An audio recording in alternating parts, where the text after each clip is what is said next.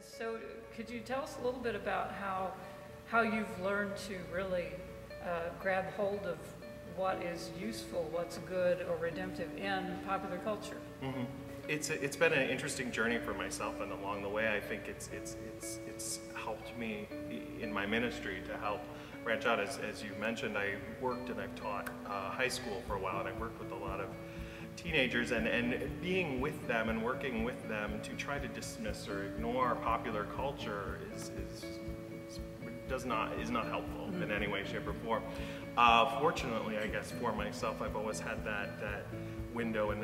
I've always found popular culture appealing, and I've always been a part of it either as a comedian or as an audience member, as it were. And so I found in my time as a Jesuit that really there's so much to be mined in popular culture. There's so much goodness. There's so much there that is really helpful in bringing us together, and really that has those aspects and those ideals that we look for when we're talking about things like faith or religion, things like community and things like, bringing people together and sharing and comfort and redemption. And I think the important thing for us is to name God there, and I think it's, as I said, it's everywhere out there, it's not something to be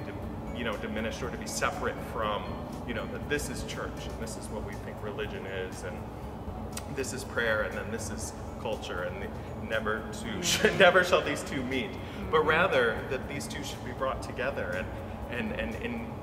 intertwined, and that there's a lot of goodness to be found. And I think that that's, for me, been a fascinating journey in my Jesuit life, has been the discerning aspect of it, and being able to find, as I look at comedy and television, I look at television shows, and I've talked about, for instance, the TV show South Park, which I find has, there's a lot of rough around the edges stuff, but there's some really important and valuable things there that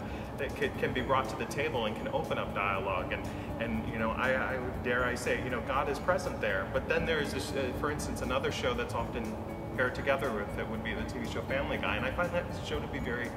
much more shallow, mean-spirited, kind of cruel. And so it's those types of things, two seemingly similar shows, but one where there's something that goes past, the immediate gratification of the instantaneous laugh, and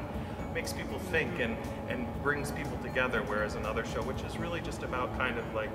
mean-spiritedness and cruelty, and really being able to, discern those things. Like, this has some value. There is some sacredness in this, and being able to recognize that and tease that out.